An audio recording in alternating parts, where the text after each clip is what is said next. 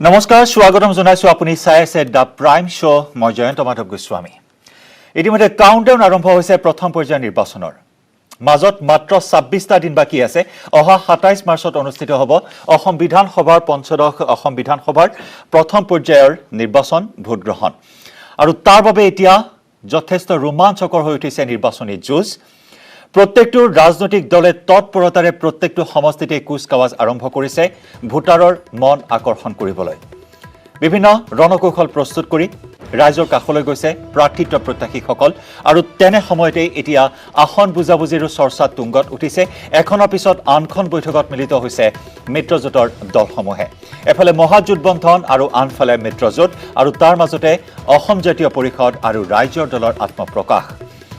গতিকে এই দলসমূহৰ যি তৎপৰতা বৃদ্ধি পাইছে এই তৎপৰতাই যথেষ্ট আকৰ্ষণীয় কৰি তুলিছে এইবাৰৰ পঞ্চদশ অসম বিধানসভাৰ নিৰ্বাচন ইতিমধ্যে আমি জনাইছো যে তিনিটাকৈ পৰ্যায়ত অনুষ্ঠিত হ'ব এইবেলি নিৰ্বাচন আৰু প্ৰথম পৰ্যায়ৰ ভোটগ্ৰহণ অনুষ্ঠিত হ'ব 27 মাৰ্চত তাৰ বাবে ইতিমধ্যে কাউণ্টডাউন আৰম্ভ হৈছে নিৰ্বাচনৰ গৰম বতাহ বলিছে প্ৰত্যেকটো সমষ্টিত নিৰ্বাচনী কুচকাৱাজ বৃদ্ধি পাইছে আৰু তাৰ সমান্তৰালকৈ প্ৰাৰ্থিত্ব কেন্দ্ৰিক সংঘাতে কপাই তুলিছে প্ৰত্যেকটো ৰাজনৈতিক দলৰ মজিয়া এই সকলো বিষয় আমি আলোচনা কৰিম আৰু তাৰ সমান্তৰালকৈ আজি এটা অত্যন্ত গুৰুত্বপূৰ্ণ দিন আছিল কংগ্ৰেছৰ বাবে এটা বিগ ডে আছিল কংগ্ৰেছৰ সাধাৰণ সম্পাদক প্ৰিয়ংকা গান্ধীৰ অসম ভ্ৰমণ লখিমপুৰত বিশাল জনসভা সম্বোধন কৰিছে প্ৰিয়ংকা গান্ধীয়ে কাইলৈ আছে পুনৰ কাৰ্যসূচী প্ৰিয়ংকা গান্ধীৰ উত্তৰ অসমক এতিয়া টাৰ্গেট কৰি লৈছে কংগ্ৰেছে গতিকে আগন্তুক নিৰ্বাচনত কংগ্ৰেছে কেনেদৰে হৃতগৌৰৱ পুনৰুদ্ধাৰ কৰিবলৈ সক্ষম হ'ব সেই বিষয়ে আমি আলোচনা কৰিম প্ৰিয়ংকা গান্ধীৰ ভ্ৰমণ বিজেপি বা অগপ মিত্ৰজোঁটৰ বাবে কিবা ফেক্টৰ হ'ব পাৰে নেকি বা ৰাজ্যৰ দল আৰু অসম জাতীয় পৰিষদ শাসকীয় বিজেপিৰ বাবে কিমান প্ৰত্যাহ্বান হ'ব অগপৰ বাবে কিমান প্ৰত্যাহ্বান হ'ব বিশেষকৈ মহাজোঁটবন্ধনৰ বাবেও এই দুইটা দল কেনেকুৱা প্ৰত্যাহ্বান হ'ব সকলো বিষয় পুংখানুপুংখভাৱে আলোচনা কৰিম আজি আমাৰ দ্য প্ৰাইম টাইম শ্ব'ত কিন্তু তাৰ পূৰ্বে আজি যেহেতু সবাতোকৈ চৰ্চিত এটা বিষয় আছিল অগপ আৰু বিজেপিৰ মাজত আসনৰ বুজাবুজিৰ চৰ্চা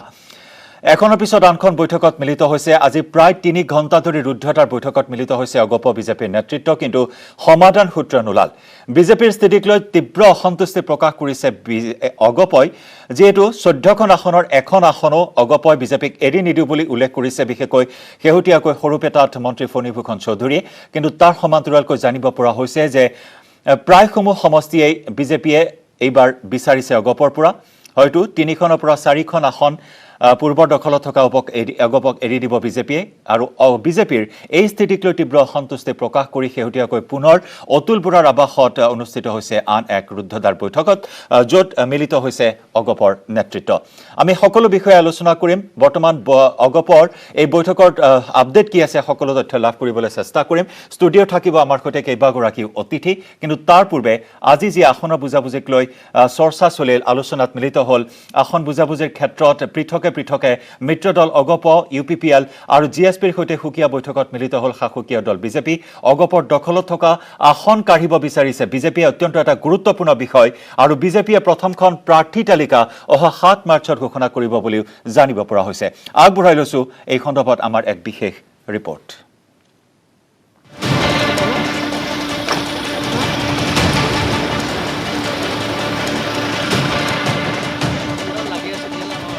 আসন বুজাবুজিৰ বাবে বিজেপি অগপৰ বৈঠক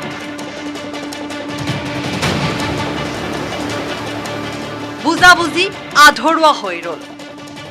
7 মাৰ্চত বিজেপিয়ে ঘোষণা কৰিব প্ৰথমখন প্ৰাৰ্থী তালিকা আসন বুজাবুজি আৰু টিকটক লৈ শাসকীয় আৰু বিৰোধী মিত্ৰজোঁটত চলিছে ঘণ্টাৰ পিছত ঘণ্টা বৈঠক মিত্ৰদল অসম গণ পৰিষদ ইউপিপিএল আৰু গণ সুৰক্ষা পাৰ্টিৰ নেতৃত্বৰ সৈতে সুকীয়াকৈ বৈঠকত লিপ্ত হৈছে বিজেপি সোমবাৰে দুপৰীয়া প্ৰায় 3 ঘণ্টা সময় অগপ আৰু বিজেপিৰ ৰাজ্যিক নেতৃত্বই আসনৰ বুজাবুজিৰ বাবে আলোচনাত মিলিত হয় বৈঠকত অগপৰ নেতৃত্বই বিচাৰে নিজৰ দখলত থকা 14খন আসনৰ উপৰি আন 26খন আসন অগপৰ দাবী মানি লোৱা নাই বিজেপি নেতৃত্বই তেনেকৈ কোনো ফলাফল নোলোৱাকৈ সামৰণি পৰিল 3 ঘণ্টীয়া প্ৰাৰম্ভিক বৈঠকখন বৈঠকৰ পৰা ওলাই অগপৰ কাৰ্যকৰী সভাপতি কেশৱ মহন্তৰ ঘোষণা তেওঁলোকে কোনো পথ্যেই নেৰে 14খন আসন আমাৰ স্থিতিখিনি আছে, আমি আছোঁ। গতিকে সেই ক্ষেত্ৰত বিশেষ আলোচনা হ'বলগীয়া আমাৰ হোৱা নাই। আসন সম্পৰ্কত অগপৰ সৈতে প্ৰথমখন বৈঠক আশানুৰূপ বুলি দাবী ৰাজ্যিক বিজেপিৰ সভাপতি ৰঞ্জিত কুমাৰ দাসৰ। অসম গণ পৰিষদ আৰু ইউপিপিএলৰ লগত আগন্তুক দিনত চৰকাৰ গঠন কৰিবলৈ বিজেপিয়ে মঙলবাৰে ৬১জন বিধায়কক লৈ সভা অনুষ্ঠিত কৰিছে। বিধায়ক আৰু নিৰ্বাচনী সভাৰ পিছতে বিজেপিয়ে ৭ মাৰ্চত প্ৰথমখন প্ৰাৰ্থী তালিকা ঘোষণা কৰিব। দেওবাৰে নিশা বিজেপিয়ে ইউপিপিএল আৰু জিএছপিৰ নেতৃত্বৰ সৈতে বৈঠকত লিপ্ত হৈছিল। কেমেৰা পাৰ্চন প্ৰভাস সিঙৰ সৈতে Bipul Barman report, news 18 Assam north east.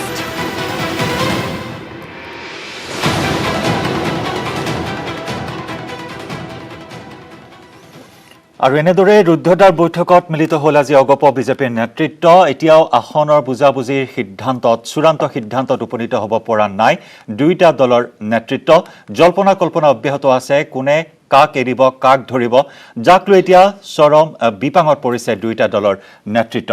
অহা ৪ মাৰ্চত এই সন্দৰ্ভত চূড়ান্ত সিদ্ধান্তত উপনীত হোৱাৰ কথা। নতুন দিল্লীত আসন সন্দৰ্ভত চূড়ান্ত সিদ্ধান্তত উপনীত হোৱাৰ কথা দুয়োটা দলৰ নেতৃত্ব। কিন্তু অতি তাৎপৰ্যপূৰ্ণ বিষয় এয়াই যে আমি জনাইছোঁ সভাপতি অতুল বৰাৰ আৱাসত এক বৈঠকত মিলিত হৈছে অগপৰ নেতৃত্ব। বিজেপিৰ স্থিতিক লৈ অসন্তুষ্ট হৈছে অগপৰ নেতৃত্ব। গতিকে এই সমগ্ৰ বিষয়ে আমি আলোচনা কৰিম আজি আমাৰ ষ্টুডিঅ'ৰ মজিয়াত দ্য প্ৰাইম শ্ব'ত। আৰু প্ৰাইম শ্ব'ত আজি আমন্ত্ৰিত অতিথিসকলৰ সৈতে এই মুহূৰ্তত আমি পৰিচয় কৰাই দিম আপোনাক। আমাৰ সৈতে আছে বিজেপিৰ মুখপাত্ৰ সুভাষ দত্ত ডাঙৰীয়া, আপোনাক স্বাগতম জনাইছোঁ। আমাৰ সৈতে আছে AIDFৰ সাধাৰণ সম্পাদক মতিউৰ ৰহমান ডাঙৰীয়া, আপোনাক স্বাগতম জনাইছোঁ। আমাৰ সৈতে আছে কংগ্ৰেছৰ মুখপাত্ৰ ৰাতুল কলিতা ডাঙৰীয়া। লগতে কিছু সময়ৰ পিছতে আমাৰ সৈতে উপস্থিত হ'ব বিশিষ্ট সাংবাদিক হাইদৰ হুছেইন ডাঙৰীয়া। লগতে আমি আমন্ত্ৰণ জনাইছোঁ অগপৰ প্ৰাক্তন ৰাজ্যসভাৰ সাংসদ কুমাৰ দীপক দাসক। তেওঁলোক কিছু সময় পিছতে আহি অংশগ্ৰহণ কৰিব আমাৰ এই অনুষ্ঠানত। মই সুভাষ দত্ত ডাঙৰীয়া আপোনাৰ কাষলৈ আহিছোঁ। আজি সবাতোকৈ এটা চৰ্চিত বিষয় যে আসনৰ বুজাবুজি আজিও কিন্তু চূড়ান্ত সিদ্ধান্তত উপনীত হ'ব পৰা নগ'ল। মিত্ৰজোঁটেৰে পুনৰবাৰ দিছপুৰ দখলৰ স্বপ্ন আপোনালোকৰ। গতিকে আসন বুজাবুজিক লৈ কিমান দূৰ এইসমূহ যি অসন্তুষ্টি ক্ষোভ সন্মুখলৈ আহিছে কেনেদৰে আঁতৰ হ'ব? ক্ষোভ অসন্তুষ্টিৰ কথাটো নাই, এতিয়া আলোচনা চলি আছে। আলোচনা আমাৰ ভাৰতীয় জনতা পাৰ্টীৰ যি আমাৰ নেতৃত্ব আৰু অসম গণ পৰিষদ দলৰ নেতৃত্বৰ মাজত আসনবিলাকক লৈ আলোচনা চলি আছে। হয়, আৰু খুব কম সময়ৰ ভিতৰতে আমাৰ আসন বুজাবুজিটো প্ৰায় চূড়ান্ত হ'ব। আৰু এই গোটেই প্ৰক্ৰিয়াটো এটা ইতিবাচক দিশেৰে গতি কৰিছে। আৰু স্বাভাৱিকতে অসম গণ পৰিষদ দলে কিছুমান আসন এতিয়া দাবী কৰিছে, যিবিলাক আসনত তেওঁলোকে প্ৰতিদ্বন্দ্বিতা কৰিব বিচাৰে। তাৰ ভিতৰত আমাৰ ভাৰতীয় জনতা পাৰ্টীৰ বিধায়ক থকা আসনো আছে। হয়, আৰু তাৰ ভিতৰত কিছুমান আসন আছে যিবিলাক আসনত ভাৰতীয় জনতা পাৰ্টীৰ সাংগঠনিক স্থিতি যথেষ্ট শক্তিশালী। আপোনাৰ মুখেৰে আমি শুনিব পাৰোঁ কিমান সৰ্বমুঠ কিমান আসন অগপই দাবী কৰিছে? অসম গণ পৰিষদে কিমান আসন দাবী কৰিছে এইটো নহয়, মই আপোনাক কৈছোঁ যে কিছুমান আসন তেখেতসকলে দাবী কৰিছে য'ত ভাৰতীয় জনতা পাৰ্টীৰ বিধায়ক আছে। হয়, আৰু আমাৰ দলৰ সংগঠন তাত শক্তিশালী। হয়, যোৱা সময়খিনিত বিভিন্ন যিবিলাক নিৰ্বাচন হৈছে এই নিৰ্বাচনবিলাকত পদুম ফুলৰ চিনত যথেষ্ট সংখ্যক ভোট পোৱাৰ ৰেকৰ্ড আছে সেই সমষ্টিবিলাকত। গতিকে স্বাভাৱিকতে সেই সমষ্টিবিলাকক লৈ এতিয়া আলোচনা চলি আছে। আৰু আলোচনাটো এইটো চাওক যে আজি শাসক দুটা দল, আমি মিত্ৰজোঁটৰ দুটা দলৰ মাজত আসন এৰা ধৰাৰ কথাখিনি ইমান সহজ কথা নহয়। আৰু এইখিনি নিশ্চয় এটা দীঘলীয়া এটা আলোচনাৰ ইয়াত অৱকাশ আছে। আৰু অসম গণ পৰিষদ দলেও খুব ইতিবাচক দৃষ্টিভংগীৰে গোটেই কথাখিনি আগবঢ়াই নিছে। আৰু ভাৰতীয় জনতা পাৰ্টীৰ নেতৃত্বই গোটেই কথাখিনি ইতিবাচক দৃষ্টিভংগীৰে আলোচনা কৰিছে। আৰু আমাৰ খুব কম সময়ৰ ভিতৰত আজিৰ ভিতৰতে হয়তো আমাৰ আসন বুজাবুজিটো প্ৰায় চূড়ান্ত পৰ্যায়লৈকে যাব পাৰে, বা আজি নহ'লে অহাকালিৰ ভিতৰত আমাৰ আসন বুজাবুজিটো চূড়ান্ত হ'ব। কিন্তু জানিব পৰা অনুসৰি 14খন আসন বৰ্তমান অগপৰ দখলত থকা 14খন আসন বিজেপি অৰ্থাৎ আপোনালোকে দাবী কৰিছে, যি ক্ষেত্ৰত ফণীভূষণ চৌধুৰীয়ে উল্লেখ কৰিছে যে অগপৰ দখলত থকা 14খনৰ এখন আসনো এৰি দিয়া নহয় বিজেপিক। নাই চাওক, 14খন আসনৰ ভিতৰত এতিয়া যদি আপুনি চাই পাটাচাৰকুছি সমষ্টিত তেখেতসকলৰ বিধায়কজনে ইতিমধ্যে হয় অসম জাতীয় পৰিষদত যেতিয়া তাতে যেতিয়া পঞ্চায়ত নিৰ্বাচন অনুষ্ঠিত হৈছিল, পাটাচাৰকুছি সমষ্টিত 3টা জিলা পৰিষদ আছে। 3টা জিলা পৰিষদ আমাৰ দখলত, 16টা পঞ্চায়ত আমাৰ দখলত। গতিকে স্বাভাৱিকতে আমি তেনেকুৱা ধৰণৰ কিছুমান সমষ্টি লৈ এই কথা বতৰাবিলাক এতিয়া আলোচনাৰ মাজলৈ আহিছে। আৰু আলোচনাৰ মেজত যেতিয়া আহিব অসম গণ পৰিষদ দলৰ ফালৰ পৰা তেখেতসকলৰ য'ত সাংগঠনিক স্থিতি শক্তিশালী সেই সমষ্টিবিলাকৰ কথা তেখেতসকলে কৈছে। আৰু য'ত তেখেতসকলৰ দুৰ্বলতা আছে সেইখিনিও আমাৰ ফালৰ পৰা কোৱা হৈছে। গতিকে এইটো চাওক, এইটো মিত্ৰ দল দুটাৰ মাজত যেতিয়া আসনৰ কথাবিলাক আহিব এইটো বুজাবুজি ভিত্তিতেই গোটেই কথাখিনি আগবাঢ়িব আৰু এই চূড়ান্ত গোটেই যিটো আমাৰ মিত্ৰতাৰ চূড়ান্ত যি আসনৰ বা গোটেই প্ৰক্ৰিয়াটো অহা কালিলৈৰ ভিতৰত ইয়াত সম্পন্ন কৰি নতুন দিল্লীত গৈ আমাৰ ৰাষ্ট্ৰীয় নেতৃত্বৰ সৈতে অসম গণ পৰিষদ দলৰ বৈঠক হ'ব যিহেতু নেকি বিধানসভাৰ নিৰ্বাচনৰ ক্ষেত্ৰত বা লোকসভাৰ নিৰ্বাচনৰ ক্ষেত্ৰত এই গোটেই বিষয়খিনি আমাৰ সংসদীয় বৰ্ডলৈকে যায় গতিকে তাত এই পৰ্যায়টো এতিয়া আমাৰ বাকী আছে আৰু আজি ৰাতিও খুব সম্ভৱ অসম গণ পৰিষদ দলৰ নেতৃত্বৰ সৈতে এখন বৈঠক অনুষ্ঠিত হ'ব হয় অপেক্ষা কৰিব তাৰ বাবে কি সিদ্ধান্তত আপোনালোক উপনীত হয় কেনেদৰে মিত্ৰজোঁটেৰে পুনৰবাৰ দিছপুৰ দখলৰ যি স্বপ্ন আপোনালোকে কেনেদৰে সফল কৰিব তাৰ প্ৰতি দৃষ্টি আছে সমগ্ৰ ৰাজ্যবাসীৰ আমাৰ সৈতে উপস্থিত হৈছে কুমাৰ দীপক দাস আমি তেওঁৰ সৈতে আলোচনা কৰিম কিন্তু তাৰ পূৰ্বে আমি যদি শুনাই ল'ব পাৰোঁ জয়শ্ৰী গোস্বামী মহন্তৰ মন্তব্য আহিছে আমাৰ হাতলৈ বৈঠকত উপস্থিত আছে আমি জনাইছোঁ যে অগপৰ সভাপতি অতুল বৰাৰ আৱাসত এক বৈঠকত মিলিত হৈছে অগপৰ নেতৃত্ব য'ত আমন্ত্ৰণ জনোৱা হৈছে প্ৰাক্তন মুখ্যমন্ত্ৰী প্ৰফুল্ল কুমাৰ মহন্তৰ পত্নী জয়শ্ৰী গোস্বামী মহন্ত তেওঁৰ মন্তব্য আমাৰ হাতত আহিছে লগতে মন্ত্ৰী কেশৱ মহন্তৰ মন্তব্য আমাৰ হাতত আছে যদি আমি সম্ভৱ হয় মন্তব্য দুটা শুনাই ল'ব বিচাৰিছোঁ জয়শ্ৰী গোস্বামী মহন্ত আৰু কেশৱ মহন্তৰ তেওঁ কৈছে গোটেইখিনি ভাল হ'ব পজিটিভ হ'ব আৰু তেওঁলোকে আটমষ্ট ট্ৰাই কৰিছে সকলোখিনি পজিটিভ যাতে হয় ভাল কথাই ক'লে তেখেতে ভাল লাগিল শুনি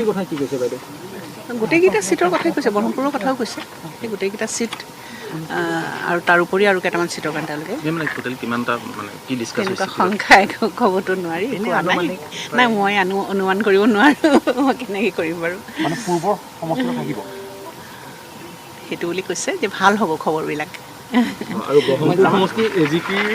হাততে থাকিব বুলি কৈছে নে মিত্ৰজোঁটৰ বিজেপিক লগত কিবা কম্প্ৰমাইজ তেনেকুৱা কথা হোৱা নাই তেনেকুৱা কথা হোৱা নাই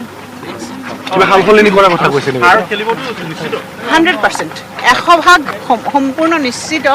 যে প্ৰফুল্ল মহন্ত ডাঙৰীয়াই ব্ৰহ্মপুৰ সমষ্টিৰ পৰা খেলিব চিটৰ সংখ্যাৰ ওপৰত এতিয়ালৈকে আলোচনা হোৱা নাই সংখ্যা লৈ পেলাই আলোচনা হোৱা নাই এতিয়ালৈকে সাল সলনি হ'ব লগা বা চিটৰ সংখ্যা এইটো পৰ্যায়ত এতিয়ালৈকে আলোচনা হোৱা নাই আমি কেনেকৈ প্ৰথমতে মিত্ৰজোঁটে কেনেকৈ আমি অহা নিৰ্বাচনত অৱতীৰ্ণ হ'ব লাগিব অৱতীৰ্ণ হ'লে আমাৰ কেনেধৰণে কোন চিটবিলাকত আমাৰ সম্ভাৱনীয়তা আছে সেই ধৰণৰ সামগ্ৰিক আলোচনা সেইটোহে হৈছে চিটৰ সংখ্যা সাল সলনি এই বিষয়টো হোৱা নাই হয়তো ইয়াৰ পিছত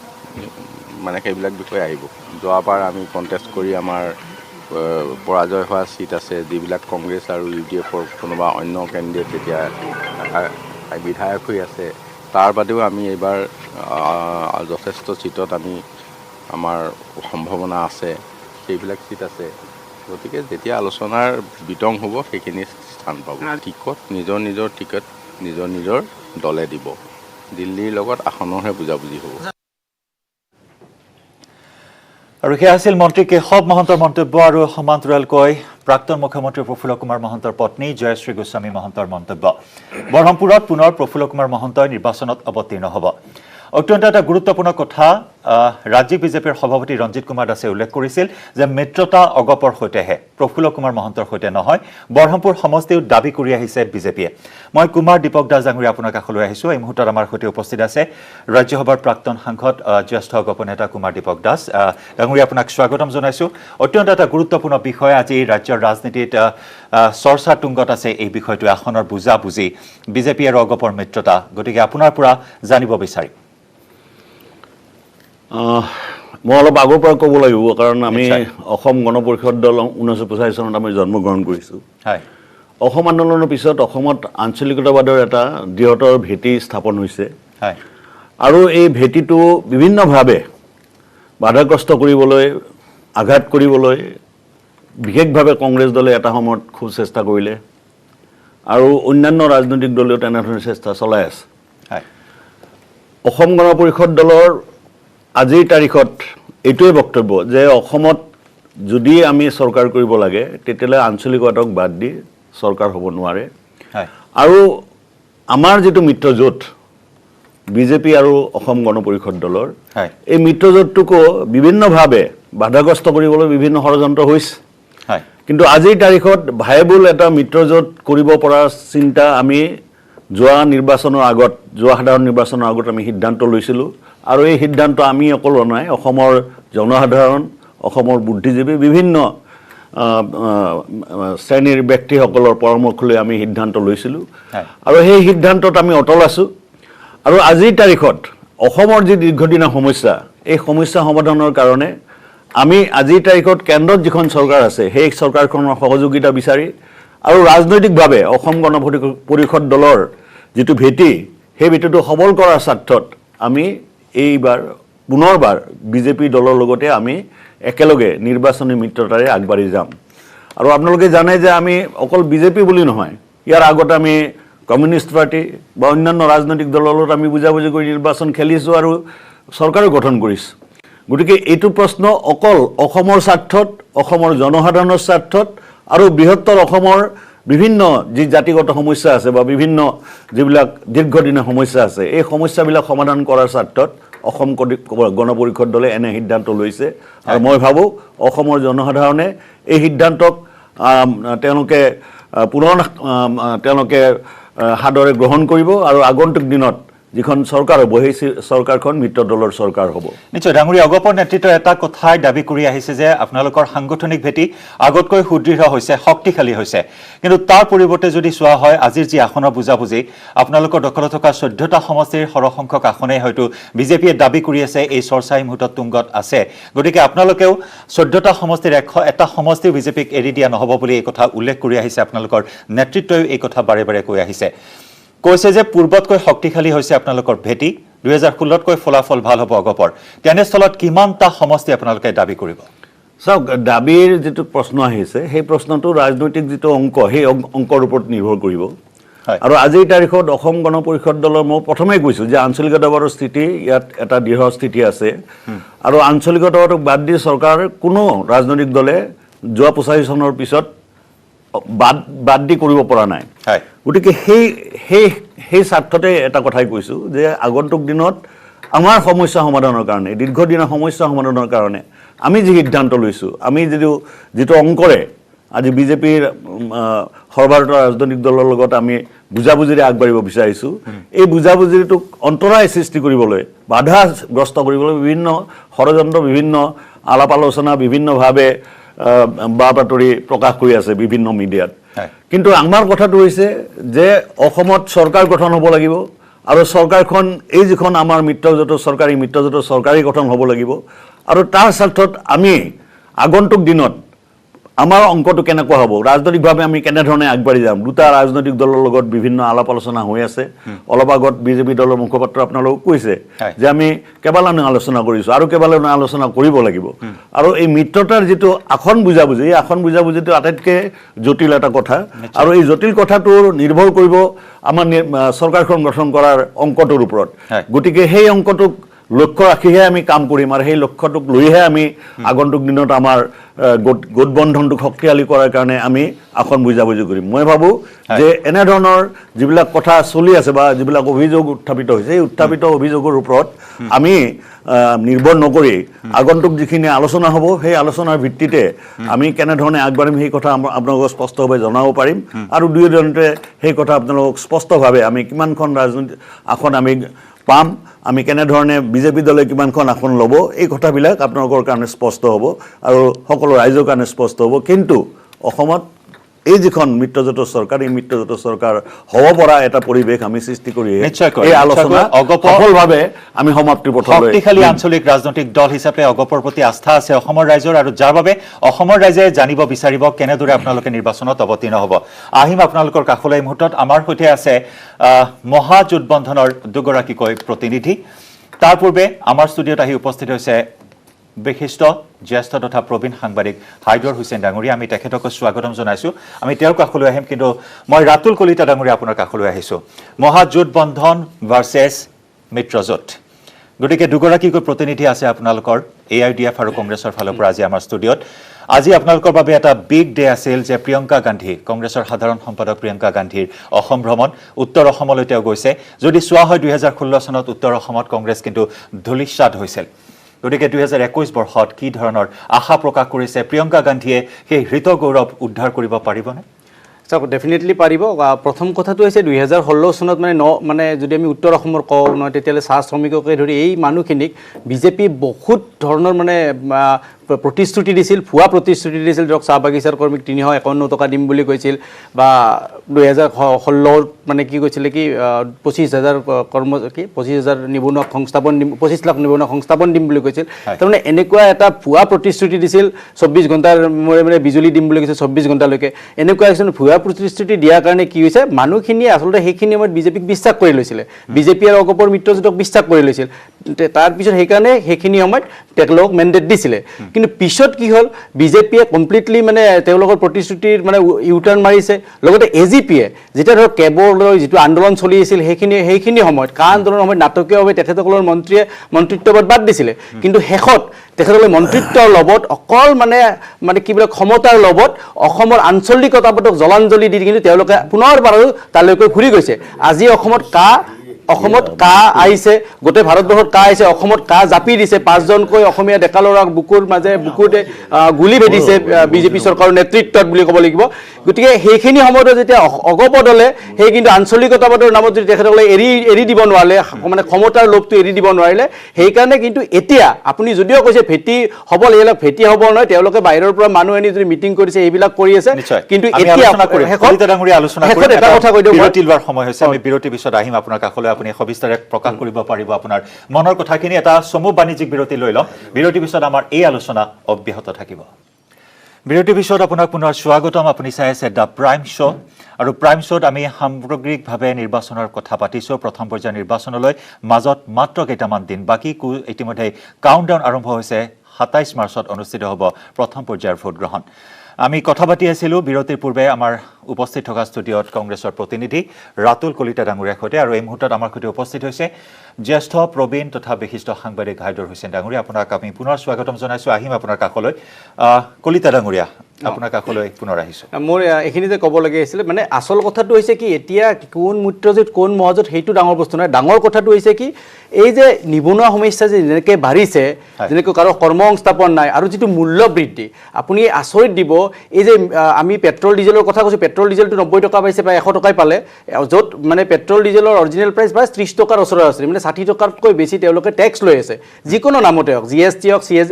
মানে ষ্টেট GST হওক বা চেণ্ট্ৰেল GST হওক। তাৰ পিছত যদি আপুনি কিছুমান সৰু বস্তু হওক, যিখিনি অত্যাৱশ্যকীয়, মিঠাতেল দেখাত মানে চাব 170 টকা ধাৰা তেল দাম, ফৰচুনটোৰ দাম এতিয়া 204 টকা, আৰু বাকী তেলবিলাকৰ কথা 150 টকাৰ তলত ক'তো নাই। এতিয়া কথাটো হ'ল কি, 1 লিটাৰকে কিমানজন মানুহে কিনে? এতিয়া কোনোবাই সেইদিনা মই কওঁতে কৈছিলে, আমি কিন্তু কিনিলে ইমান টকা নালাগে, য'ত লিখা দাম আছে তাতে কমকৈ পায়। আৰু কমকৈ ক'ত পায়? আপুনি হ'লচেলত যাব লাগিলে। কিন্তু যিখিনি সাধাৰণ মানুহে যদি 100 গ্ৰাম 200 গ্ৰামকৈ তেল কিনে, তেওঁলোকৰ যদি আপুনি তেলৰ দাম চাই 200 গ্ৰামৰ পেকেটটোৰ দাম প্ৰায় 45 টকা 47 টকা। গতিকে সেইখিনি যদি আমি হিচাপ কৰে প্ৰায় 250 মান টকা লিটাৰত হৈছে তেওঁলোকে। যিখিনি মানুহে কম দামত পাব লাগিছিল সেইখিনি মানুহে কিন্তু প্ৰায় 250 টকা 220 টকাতকৈ ঊৰ্ধত মিঠাতেল কিনি খাব লগা হৈছে। বাকী পিঁয়াজৰ দাম এতিয়াও 50 টকা আছে, আলুৰ দাম কমি যোৱা নাই। তাৰপিছত চাউলৰ দাম যেতিয়া 25 টকাৰ প্ৰায় 2016 থকা 25 টকাৰ চাউল এতিয়া 45 টকা হৈছে। আপুনি যদি বাকী পেট্ৰলটো 60 টকা আছিলে, 60 টকাৰ পৰা 90 টকা হ'ল। তেওঁলোকে কিন্তু ডাঙৰ কথা কৈছিলে যে নৰেন্দ্ৰ মোদী ডাঙৰীয়াই কৈছিলে যে মোৰ লাখটো যদি মানে লাখৰ কাৰণে যদি পেট্ৰলৰ দাম কমিছে, তেতিয়াহ'লে এনে লাখ ভাৰতবাসীৰ কাৰণে বহুত ভাল কথা। এতিয়া কি হ'ল, এই 60 টকাৰ পৰা 90 টকা কেনেকৈ পালে? এই যে গেছৰ দাম এই 14 তাৰিখে বাঢ়িলে 50 টকা, 24 তাৰিখে 25 টকা বাঢ়িলে, কালিৰ পৰা আকৌ 25 টকা বাঢ়িছে। যদি এনেকৈ যদি ডেইলি যদি মানুহৰ তাত যদি মানে এনেকৈ মাধমাৰ সজাই অত্যাৱশ্যকীয় সামগ্ৰীবোৰৰ দাম যদি বঢ়াই থাকে, তেতিয়াহ'লে মানুহে বিজেপি বা AGP যিয়েই নহওক তেওঁলোকৰ পৰা পৰিত্ৰাণ বিচাৰিব, এইটো স্বাভাৱিক কথা। আৰু সেইকাৰণে এই মানুহখিনি ওলাই আহিছে বিজেপি এই চৰকাৰখনৰ এগেইনষ্টে। লগতে এতিয়া অসমৰ জাতীয় অস্তিত্ব ৰক্ষাৰ কাৰণে, ভাষা সংস্কৃতি ৰক্ষাৰ কাৰণে এই বিজেপি দলৰ এগেইনষ্টে, বিজেপি চৰকাৰৰ এগেইনষ্টে গোটেই সমগ্ৰ অসমৰ ৰাইজ ওলাই আহিছে। মই আপোনাৰ কাষলৈ আছোঁ মতিউৰ ৰহমান ডাঙৰীয়া। কংগ্ৰেছৰ সৈতে মহাজোঁট বন্ধনত চামিল হৈ অৱশেষত আপোনালোক। গতিকে কোৱা হয় যে বিগত বৰ্ষ তথা 2016 বৰ্ষ যদি নিৰ্বাচনলৈ চোৱা হয়, আপোনালোকৰ জোঁটবন্ধন নাছিল, যাৰ পৰিপ্ৰেক্ষিতত ভোট বিভাজনৰ বাবে বিজেপিয়ে কেইবাটাও সমষ্টিত বিজয় সাব্যস্ত কৰিবলৈ সক্ষম হৈছিল। এইবাৰ মহাজোঁট বন্ধনত চামিল হ'ল, BPF চামিল হ'ল, শেহতীয়াকৈ আপোনালোকৰ শক্তি বৃদ্ধি হোৱা বুলি কৈছে। কিন্তু আসনৰ বুজাবুজি এতিয়াও চূড়ান্ত হোৱা নাই আপোনালোকৰ মাজত, কংগ্ৰেছ AIDFৰ মাজত। আসন বুজাবুজিৰ কথাটো এই 2-3 দিনৰ ভিতৰতে সমাপ্ত হ'ব, হয়তো 3 তাৰিখে বা 4 তাৰিখ মানে চূড়ান্ত হোৱাৰ কথা। কিন্তু আসন বুজাবুজিক লৈ বিশেষ কোনো জটিলতা নাই ইতিমধ্যে প্ৰায় 80-90% কাম সমাপ্ত হৈছে আমাৰ কেন্দ্ৰীয় নেতৃত্ব এটা চূড়ান্ত আলোচনাৰ মাধ্যমত এইটো পাব্লিক কৰিব তো এইখিনিতে কথা হ'ল কি যে যেটো সামগ্ৰিকভাৱে অসমৰ যেটো জনজীৱন যেটো বিধ্বস্ত হৈ গৈছে ইতিমধ্যে আমাৰ কংগ্ৰেছৰ মুখপাত্ৰ বন্ধুজনে যথেষ্ট সময় এটা মূল্যবৃদ্ধি সম্পৰ্কে কথাটো বুজাই ক'লে আৰু জাতীয় জীৱনৰ যেটো স্বাভিমান এই স্বাভিমানটো বিজেপিৰ দিনত একেবাৰে নাইকিয়া হৈ গৈছে দুৰ্ভাগ্যজনকভাৱে অগপ অসমৰ আঞ্চলিক দল যেটো অসমৰ জাতীয় জীৱনক আৰু স্বাভিমানক প্ৰতিনিধিত্ব কৰিছিল তেওঁলোকেও বিগত দিনত জাতীয়তাবাদক প্ৰতিনিধিত্ব কৰা বাদ দি অলপ নাগপুৰীয়া সংস্কৃতিক ফলো কৰা আৰম্ভ কৰিলে হয়তো ইয়াত তেওঁলোকে আজি দলৰ ভেটি শক্তিশালী হৈছে বুলি কৈছে দলৰ ভেটি শক্তিশালী হোৱাৰ কথা নাই বৰ্তমান হয়তো 2-4 জন নেতাৰ সম্পত্তিৰ ভেটি শক্তিশালী হ'ব পাৰে কিন্তু আজি আঞ্চলিকতাবাদী বা জাতীয় জীৱনৰ ভেটি একেবাৰে নাইকিয়া কৰি পেলাইছে যাৰ কাৰণে আজি দুখনকৈ নতুন আঞ্চলিক দলে আত্মপ্ৰকাশ কৰিব লগা হৈছে ৰাইজৰ দল আৰু অসম জাতীয় পৰিষদ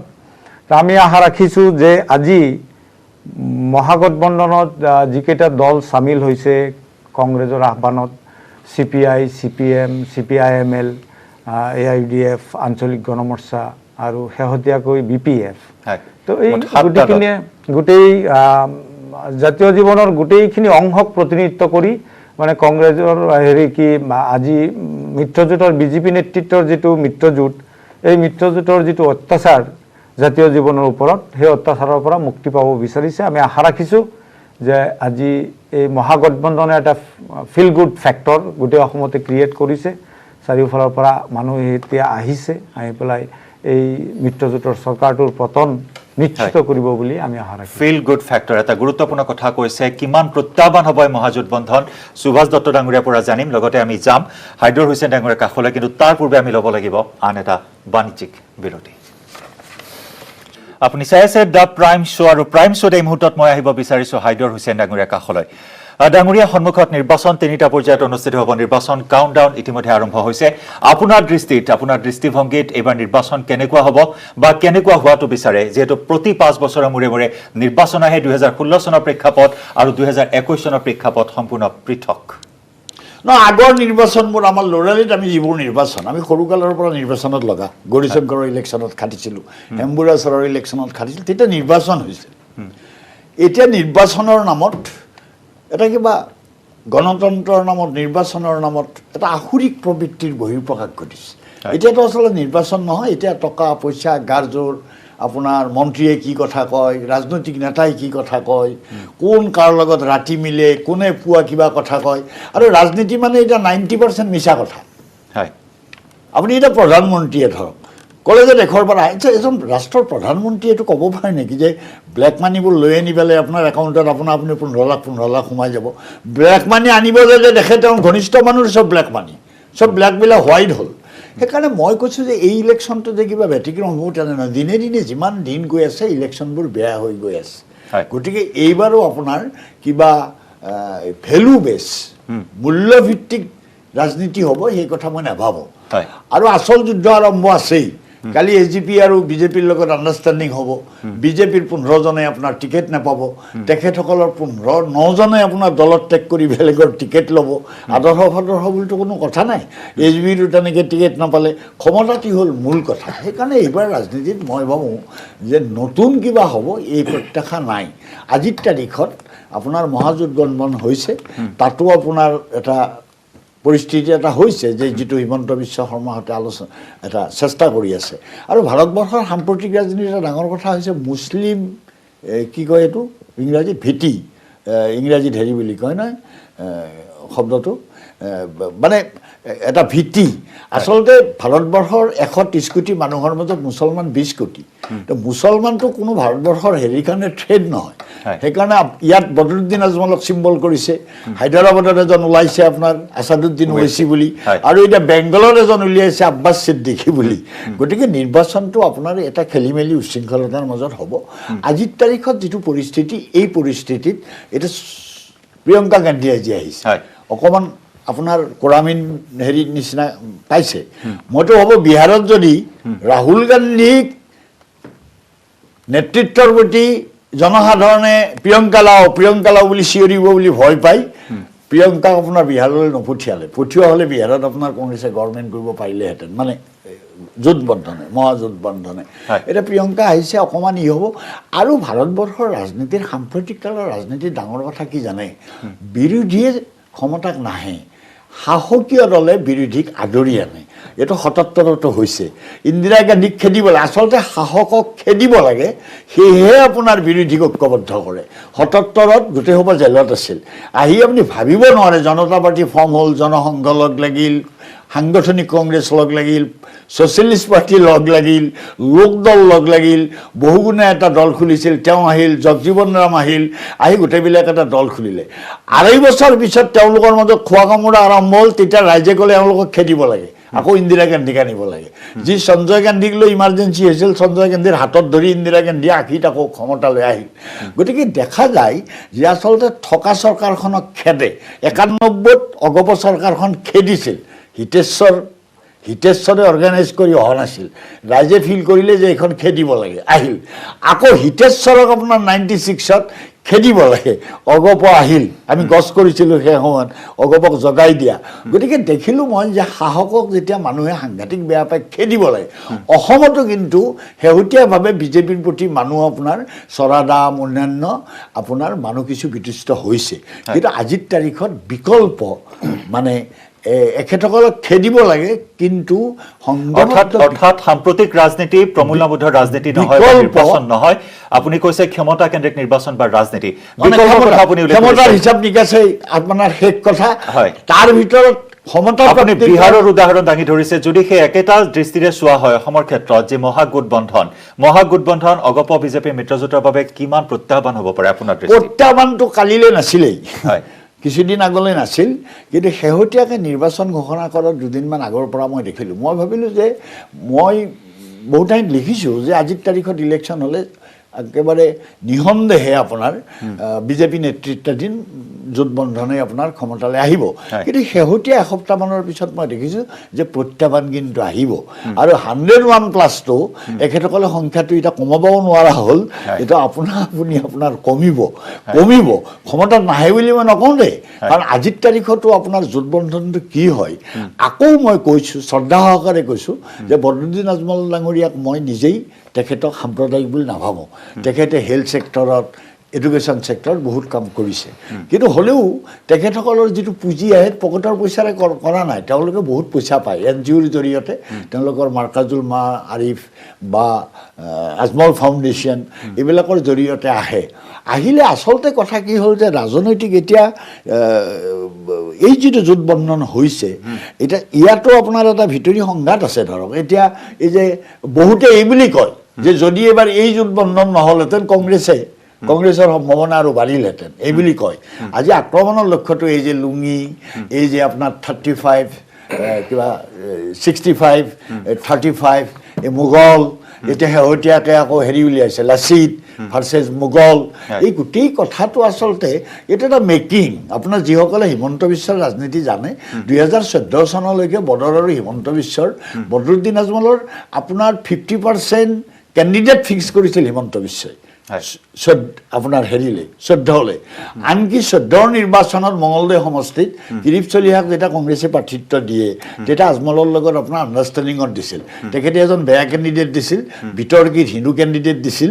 DI হৈ পেলাই তেওঁ চাকৰি গৈছিল তেওঁলোকে ভাবিছিল 15,000 20,000 মান ভোট পাব কিন্তু তালাচাবিৰ যাদুত তেওঁ ভোট পালে 95,000 কিৰিপ চলিহা 25,000 মানত হাৰিল গতিকে এই আণ্ডাৰষ্টেণ্ডিংটো আছে এতিয়া হিমন্ত বিশ্ব শৰ্মাই এবাৰো হৈছে ৰাজ্যসভাত ভোট কৰিব নাই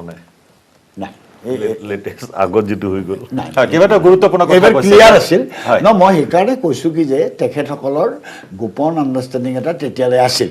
আৰু এটা কথা ৰাজনীতি এটা কৰিব গ'লে দল এটা লক্ষ্য থাকিব লাগে লক্ষ্যটো কি যে আপুনি প্ৰধান বিৰোধী দল হ'ব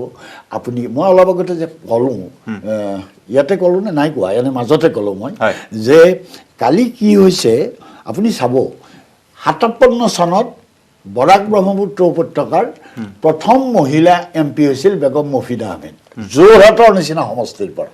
আৰু বেগম মুফিদা আহমেদে সেইবাৰ ইলেকশ্যনত ভোট পাইছিল 81,000 ভোট কম আছিল 3.5 লাখ ছেকেণ্ড হৈছিল সৈয়দ আব্দুল মালিক CPIৰ পৰা তেওঁ ভোট পাইছিল 33,000 আৰু আপোনাৰ নলিনী ফুকন বুলি এগৰাকী নিৰ্দলীয় তেখেতে ভোট পালে 31,000 আৰু আপোনাৰ শংকৰ বৰুৱাই ভোট পালে 30,000 অৰ্থাৎ হিন্দু মানুহে ভোট দিছিল 77ত ৰচিদা হক চৌধুৰীক মনুলোকৰ মৃত্যুৰ পিছত আপোনাৰ শিলচৰৰ পৰা জিকিছে হিন্দু মানুহে মুছলমানক মুছলমানে হিন্দুক ভোট দিয়াৰ এটা ধাৰা আছিল এতিয়া সেই ধাৰা এতিয়া পৰিৱৰ্তন নহয় এটা নিষেধ হৈছে আৰু গণতন্ত্ৰত এইটো এটা বৰ অশুভ লক্ষণ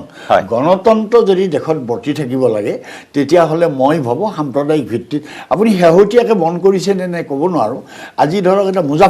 মুজাফৰনগৰত যিটো হিন্দু মুছলমানৰ ভয়ানক ক্লেছ হৈছিল জাতবিলাকে আপোনাৰ হিল্লৰ ভাঙি যোৱাবাৰ বিজেপিক ভোট দিয়াই নহয় মুছলমান ঘৰচৰা হৈছিল জাঠল এতিয়া কিন্তু মুছলমান জাতে আপোনাৰ ভাই আমি ভাই বুলি শেহতীয়াকৈ কালি তেওঁলোকে পঞ্চায়ত আহিম আপোনাৰ এই উদাহৰণটো সেইকাৰণে মই ক'ব গৈছোঁ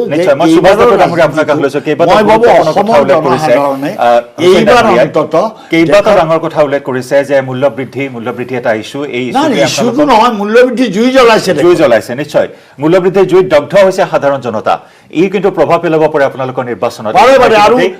হাইদৰ হুছেইন ডাঙৰীয়াই উল্লেখ কৰিছে প্ৰিয়ংকা গান্ধী এটা ফেক্টৰ হ'ব পাৰে আপোনালোকৰ প্ৰত্যাহ্বান হ'ব পাৰে গোট বন্ধন এটা প্ৰত্যাহ্বান হ'ব পাৰে ডক্টৰ ডাঙৰীয়া ভাৰতীয় জনতা পাৰ্টীৰ চৰকাৰখনৰ বিৰুদ্ধে 22 মিনিট আপুনি ক'বলৈ দিলে এতিয়া মোক কিমান সময় দিয়ে মই নাজানো কিন্তু মই চেষ্টা কৰিম কথাটো হৈছে চাওক যে আজি হাইদৰদাই যেনেকৈ ধৰণে কৈছে যে মূল্যবোধৰ ৰাজনীতিটো নিশেষ হৈ গৈছে মই কেতিয়াও নাভাবোঁ যে ভাৰতবৰ্ষৰ ৰাজনৈতিক ব্যৱস্থাটোত এই যিটো আমাৰ গণতান্ত্ৰিক নিৰ্বাচনৰ যিটো ব্যৱস্থা এই নিৰ্বাচনৰ ব্যৱস্থাটো আজিৰ তাৰিখত যথেষ্ট কঠোৰ হৈছে আজি নিৰ্বাচন আয়োগৰ যিবিলাক নিয়ম এই নিয়মবিলাক যথেষ্ট কঠোৰ হৈছে আৰু আজিৰ তাৰিখত গণতান্ত্ৰিক ব্যৱস্থাটো অধিক শক্তিশালী হৈছে আৰু নতুন প্ৰজন্মই ৰাজনীতিলৈ আগমন হৈছে এইকাৰণেই কাৰণ ৰাজনৈতিক ক্ষেত্ৰখনৰ এটা মূল্যবোধ প্ৰতিষ্ঠা হৈছে আৰু ৰাজনৈতিক ক্ষেত্ৰখনৰ মূল্যবোধ প্ৰতিষ্ঠা হৈছে কাৰণে আজি যদি আপুনি চায় যে এতিয়া আজি IITৰ পৰা পাছ কৰা যুৱক বা আজি আমাৰ বহুত এনেকুৱা ধৰণৰ লোক আছে যিসকলে ইতিমধ্যে IAS বা IPSৰ পোষ্ট ৰেজিগনেশ্যন দি এতিয়া ৰাজনীতিত যোগদান ৰাজনীতিলৈ আহিছে গতিকে ৰাজনৈতিক ব্যৱস্থাটো ইতিবাচক এটা দিশেৰে গৈ আছে এইটো হাইদৰাবাদৰ কথাটো মই একমত নহয় আৰু UDF আৰু কংগ্ৰেছৰ ফালৰ পৰা যিবিলাক কথা কৈছে এইবিলাক মই অগ্ৰাহ্য কৰিছোঁ এইবিলাক নৎসাত কৰিছোঁ কাৰণ তেখেতসকলে এই গোটেই কথাখিনি উদ্দেশ্যপ্ৰণোদিতভাৱে ৰাজনৈতিক উদ্দেশ্যপ্ৰণোদিতভাৱে ইয়াত কথাখিনি ব্যাখ্যা কৰিছে আমাৰ কথাটো হৈছে যে আজি ভাৰতীয় জনতা পাৰ্টীৰ নেতৃত্বত আমাৰ 6.5 বছৰ আমাৰ চৰকাৰ চলিলে এই 6.5 বছৰত আমাৰ মাননীয় প্ৰধানমন্ত্ৰী নৰেন্দ্ৰ মোদী ডাঙৰীয়াৰ নেতৃত্বত 4.5 বছৰত আমাৰ মাননীয় মুখ্যমন্ত্ৰী সৰ্বানন্দ সোণোৱাল ডাঙৰীয়াৰ বলিষ্ঠ নেতৃত্বত অসমে আজি ভাৰতবৰ্ষৰ বুকুত আজি উন্নয়নৰ দিশত আজি খোজ পেলাবৰ কাৰণে আমি সক্ষম হৈছোঁ মই উদাহৰণ হিচাপে আপোনালোকক দিছোঁ যে ভাৰতীয় জনতা পাৰ্টীৰ চৰকাৰ একমাত্ৰ চৰকাৰ স্বাধীনতাৰ পিছত যিখন চৰকাৰে বৰ্তমানলৈকে অসমলৈ 4.5 লাখ কোটি টকা মুকলি কৰি দিছে 4.5 লাখ আৰু আজি প্ৰধানমন্ত্ৰী নৰেন্দ্ৰ মোদী ডাঙৰীয়াই এই 6.5 বছৰত 4.5 লাখ কোটি টকা মুকলি কৰাৰ বিপৰীতে ডক্টৰ মনমোহন সিং অসমৰ পৰা নিৰ্বাচিত সাংসদ আছিল তেখেত দেশৰ প্ৰধানমন্ত্ৰী হৈছিল 2004 পৰা 2014 চনলৈকে কংগ্ৰেছ দলৰ সেই সময়ৰ প্ৰধানমন্ত্ৰীজনৰ দিনত মুকলি হৈছিল মাত্ৰ 1,98,000 কোটি টকা মইতো অন ৰেকৰ্ড কৈছোঁ এতিয়া কংগ্ৰেছ দলে বিভিন্ন ধৰণৰ কথাবিলাক কৈ থাকে যে কংগ্ৰেছ দলে এতিয়া মই তেখেতসকলক কৈছোঁ যে 2004 পৰা 2014 চনলৈকে অসমে খাৰুৱা তেলৰ ৰয়েলটিৰ বাবদ পাবলগীয়া 7,770 কোটি টকা তেখেতসকলে সেই সময়ত বন্ধ কৰি ৰাখিছিল আৰু এই খাৰুৱা তেলৰ ৰয়েলটিটো বন্ধ কৰি সেই সময়ত তেখেতসকলে অসমক প্ৰতাৰণা কৰিছিল প্ৰবঞ্চনা কৰিছিল আৰু আজি অসমত এই কংগ্ৰেছ দলৰ নেতাসকলে এতিয়া ক'ব বিচাৰে যে মোদী ডাঙৰীয়াৰ নেতৃত্বত অসমে পাবলগীয়াখিনি পোৱা নাই কিন্তু আজি মই দৃঢ়তাৰে কৈছোঁ বিনম্ৰভাৱে কৈছোঁ যে নৰেন্দ্ৰ মোদী ডাঙৰীয়াৰ বলিষ্ঠ নেতৃত্বৰ বাবে আজি অসমত ডাবল ট্ৰেক ৰেল লাইন হৈছে আজি ৰেলৱে লাইনৰ ইলেক্ট্ৰিফিকেশ্যন হৈছে আজি আমাৰ ৰূপসী এয়াৰপৰ্ট নিৰ্মাণ হ'ল আজি আমাৰ অন্যান্য আমাৰ 20,000 কিলোমিটাৰ ৰাস্তা আজি পকীকৰণ কৰিবৰ কাৰণে সক্ষম হৈছে আজি ব্ৰহ্মপুত্ৰ নদীৰ জলপথেদি এতিয়া আমাৰ কাৰ্গো জাহাজ ইতিমধ্যে কেলকাতাৰ পৰা চিটাগং পোৰ্ট হৈ পাণ্ডুঘাটলৈকে অহা আৰম্ভ হৈছে আজি এইখন চৰকাৰৰ নেতৃত্বত আজি আমাৰ অসমৰ কৃষকৰ উৎপাদিত যিবিলাক সামগ্ৰী এই সামগ্ৰীবিলাক আমাৰ লোকপ্ৰিয় গোপীনাথ বৰদলৈ বিমানবন্দৰৰ যিটো আমাৰ টাৰ্মিনেলৰ পৰা বিদেশলৈকে এক্সপৰ্ট কৰাৰ কাৰণে ব্যৱস্থা হৈছে ইতিমধ্যে আমাৰ ইয়াৰ পৰা এইখিনি যাবলৈ আৰম্ভ কৰিছে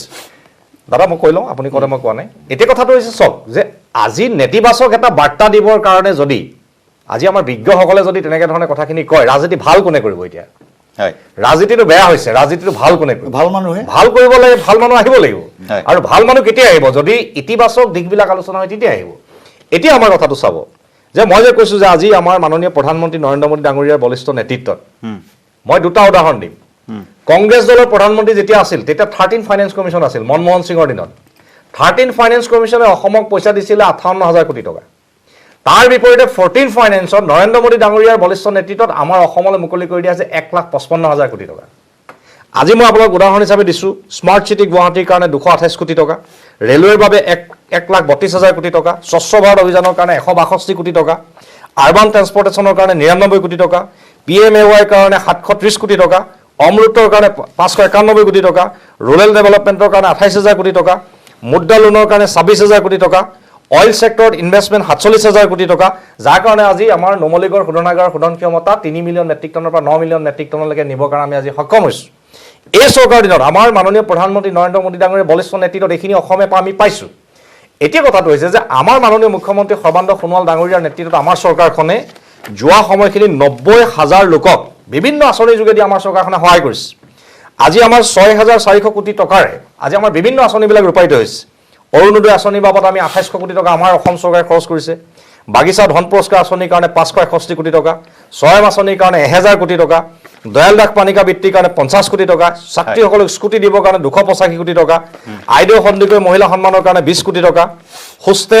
হোষ্টেলৰ ফিজ ৰেহাই আৰু পাঠ্যপুথি বিনামূলীয়া পাঠ্যপুথিৰ বাবে 130 কোটি টকা, আমাৰ পথৰঘাটৰ যি আমাৰ কৃষক আন্দোলন তাৰ 150 বছৰীয়া জয়ন্তী পূৰ্ণ হোৱাৰ উপলক্ষে কৃষকসকলৰ ঋণ ৰেহাই সৰ্বোচ্চ 25,000 টকালৈকে, 1,39,130 গৰাকী কৃষকক 164 কোটি টকা তাৰ কাৰণে খৰচ কৰা হৈছে, কৃষকক ঋণটো ৰেহাই দিয়া হৈছে। আজি আপুনি চাব যে 1,08,83,914 জন ছাত্ৰ ছাত্ৰীক বিনামূলীয়া পাঠ্যপুথি দিয়া হৈছে। অসমত 34 লাখ মহিলাক আজি ৰন্ধন গেছৰ সংযোগ দিয়া হৈছে। এইখন চৰকাৰৰ নেতৃত্বত আমাৰ মাননীয় মুখ্যমন্ত্ৰী সৰ্বানন্দ সোণোৱাল ডাঙৰীয়াৰ নেতৃত্বত আজি সত্ৰ নামঘৰ আজি আমাৰ যিবিলাক ঐতিহ্যমণ্ডিত যিবিলাক প্ৰতিষ্ঠান ৰজা মহাৰজাৰ দিনৰ যিবিলাক পুৰণি কীৰ্তিচিহ্ন এইবিলাক নিৰ্মাণৰ কাৰণে আমাৰ চৰকাৰখনে ব্যৱস্থা লৈছে। আৰু আজি চৰকাৰখনৰ এই বলিষ্ঠ নেতৃত্বৰ বাবেই আজি ভাৰতবৰ্ষৰ ভিতৰত অসম এখন আগশাৰীৰ উন্নত ৰাজ্য হিচাপে প্ৰতিষ্ঠা হোৱাৰ দিশত আজি আমি আগবাঢ়ি গৈছোঁ।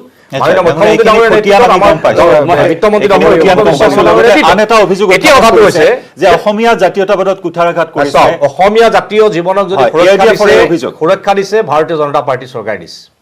যদি আজি অসমীয়া মানুহক 3,25,000 মানুহক যদি আজি মাটিৰ ম্যাদী পট্টা দিছে সেয়া ভাৰতীয় জনতা পাৰ্টীৰ চৰকাৰে দিছে। অসম চুক্তি অনুসৰি আজি ভাৰত বাংলাদেশ সীমান্ত চিল কৰাৰ কাম যদি সম্পূৰ্ণ কৰিছে সেয়া ভাৰতীয় জনতা পাৰ্টীৰ চৰকাৰে কৰিছে। অসম চুক্তি ৰূপায়ণৰ এটা কাৰ্যালয় নাছিল, প্ৰফুল্ল মহন্ত ডাঙৰীয়া 10 বছৰ ইয়াত মুখ্যমন্ত্ৰী হৈছিল, কিন্তু অসম চুক্তি ৰূপায়ণৰ এটা কাৰ্যালয় নাছিল, মুখ্যমন্ত্ৰী সৰ্বানন্দ সোণোৱাল ডাঙৰীয়াৰ নেতৃত্বত কাৰ্যালয় কৰা হৈছে। অসম চুক্তিৰ 6 নং দফাটোক আজি পেপাৰৰ পৰা পাৰ্লিয়ামেণ্টলৈকে নিয়াৰ কাম কৰিছে আমাৰ ভাৰতীয় জনতা পাৰ্টীৰ চৰকাৰে কৰিছে। এই চৰকাৰখনে আমাৰ চৰকাৰখনৰ নেতৃত্বত অসমীয়া জাতীয় জীৱন সুৰক্ষিত। অসমীয়া জাতীয় জীৱনৰ সুৰক্ষা বুলি ক'লে আমি কি বুজো? আমাৰ সত্ৰ নামঘৰবিলাক সুৰক্ষিত হ'ব লাগিব, পুৰণি কীৰ্তিচিহ্নবিলাক আমাৰ সুৰক্ষিত হ'ব লাগিব। অসমীয়া জাতীয় জীৱন বুলি ক'লে আমাৰ জীয়ৰী বোৱাৰীৰ মান মৰ্যাদাবিলাক আজি সুৰক্ষিত হ'ব লাগিব। এইখন অসমত আজি আমাৰ মহাপুৰুষ শ্ৰীমন্ত শংকৰদেৱ গুৰুজনাই, আজি মহাপুৰুষ মাধৱদেৱ গুৰুজনাই বা আজি আমাৰ অনিৰুদ্ধদেৱ ভট্টদেৱকে ধৰি আমাৰ গুৰুসকলে যিখন সমাজ প্ৰতিষ্ঠা কৰি থৈ গৈছে এই সমাজখন সুৰক্ষিত হ'ব লাগিব। আৰু আজিৰ তাৰিখত মাননীয় মুখ্যমন্ত্ৰী সৰ্বানন্দ সোণোৱাল ডাঙৰীয়াৰ নেতৃত্বত এই কামখিনি হৈছে। এতিয়া এটা কথা চাব, হাইদৰদাৰে এটা কথা ক'লে যে ইছলাম ধৰ্মাৱলম্বী লোকে বেলেগ বেলেগ দলক বা বেলেগ জনগোষ্ঠীৰ মানুহক ভোট নিদিয়ে, কিন্তু আজি আপুনি এটা কথা চাব যে অসমত বহুত সমষ্টি আছে, যিবিলাক সমষ্টি আমি বিৰোধী হিচাপে যে আজি ইছলাম ধৰ্মাৱলম্বী বহুত মানুহ আছে যি হিন্দু ধৰ্মাৱলম্বী পাৰ্টীক ভোট দিয়ে। গতিকে এই গুৰুত্বপূৰ্ণ উদ্ধৱ বৰ্মনক ভোট দিছিল, দিলে ভাল আছিল, কিন্তু এওঁক দিয়া নাই। দাসক কেলে এইটো অকল মুছলমানে কৰা নাই, এইটো বিজেপিও কৰিছিলে। মোৰ কথা তেনেকুৱা নহয়। দীপক দাৰ ওচৰত বহি আছে, যোৱা লোকসভা নিৰ্বাচনত তেখেত প্ৰাৰ্থী আছিল, তেখেতে যিমান ভোট পাইছে তাৰ ভিতৰত যথেষ্ট সংখ্যক ভোট ইছলাম ধৰ্মাৱলম্বী লোকে ভোট পাইছে। আজি চাব, এইটো কথা নহয় যে ভাৰতীয় জনতা পাৰ্টী আমি 2016 চনত যেতিয়া আমি ক্ষমতাত আহিছোঁ, আমি যেতিয়া আমাৰ বিধায়কবিলাক যেতিয়া নিৰ্বাচিত হৈছে, অসমৰ খিলঞ্জীয়া মুছলমানৰ ভোট যদি আমি নাপালোহেঁতেন তেতিয়াহ'লে আমাৰ পাৰ্টীসকল কেতিয়াও জয়যুক্ত নহয়। গতিকে ভাৰতীয় জনতা পাৰ্টীক ক'বলগীয়া আছে, আজিৰ তাৰিখত মই আপোনাক কৈছোঁ যে সবকা সাথ সবকা বিকাশ সবকা বিশ্বাস, মোদী ডাঙৰীয়াৰ যিটো নীতি, সেই নীতিৰ আধাৰত মই আপোনাক বিনম্ৰভাৱে কৈছোঁ যে অসমৰ আজি বিভিন্ন প্ৰান্তত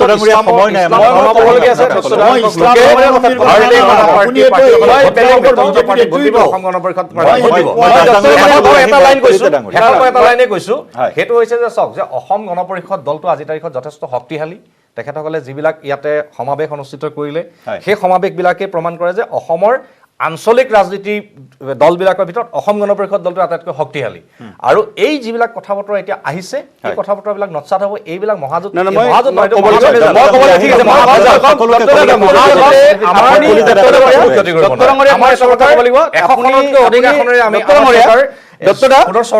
আপোনাক এটা কথা ক'ব লাগিব ৰাইজৰ গেটাৰ্থে। আপুনি কৈছে যে নৰেন্দ্ৰ মোদী ডাঙৰীয়াই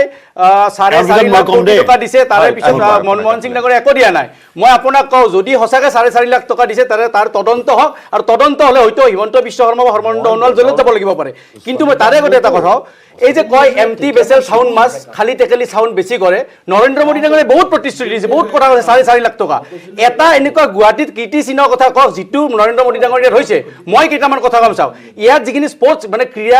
ক্ৰীড়াৰ ক্ষেত্ৰত যিখিনি এবাৰ ষ্টেডিয়াম হৈছে, গোটেইখন ৰাষ্ট্ৰীয় আন্তঃৰাষ্ট্ৰীয় পৰ্যায়ৰ গোটেই ষ্টেডিয়াম কংগ্ৰেছৰ দিনত হৈছিলে। কিন্তু এই যে স্পৰ্টছ মিনিষ্টাৰ আছিল সৰ্বানন্দ সোণোৱাল ডাঙৰীয়া, তেখেতে এখন ষ্টেডিয়াম বনাব নোৱাৰিলে। মই ষ্টেডিয়ামৰ কথা কৈছোঁ, এতিয়া ফ্লাইঅভাৰৰ পৰাই ৰাস্তা ঘাটৰ পৰা কংগ্ৰেছৰ দিনত বনাইছে। আপুনি কৈছে 20,000 ৰাস্তা বনাইছে, 26,000 গাঁও আছে, তাৰ মানে 20,000 কিলোমিটাৰ, মানে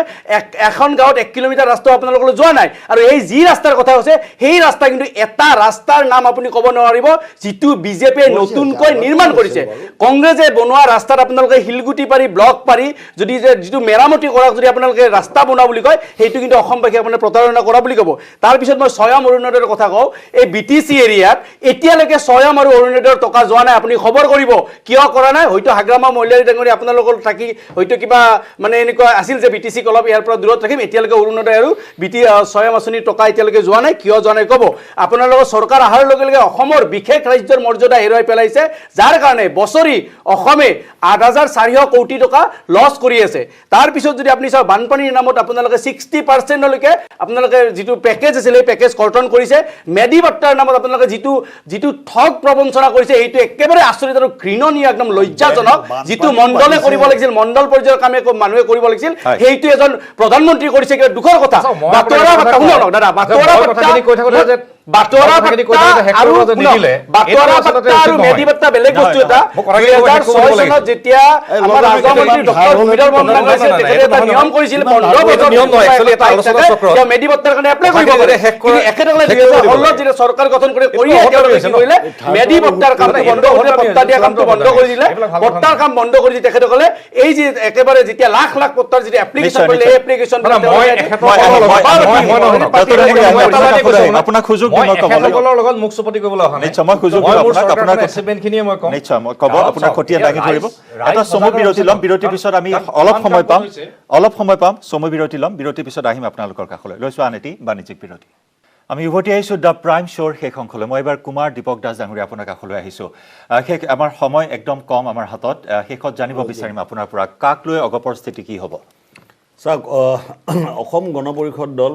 আমি প্ৰথমৰ পৰা আমাৰ স্থিতি স্পষ্ট কৰি আহিছোঁ, আজিও স্পষ্ট। অসমৰ জনসাধাৰণৰ স্বাৰ্থত, অসম চুক্তি ৰূপায়ণৰ স্বাৰ্থত আৰু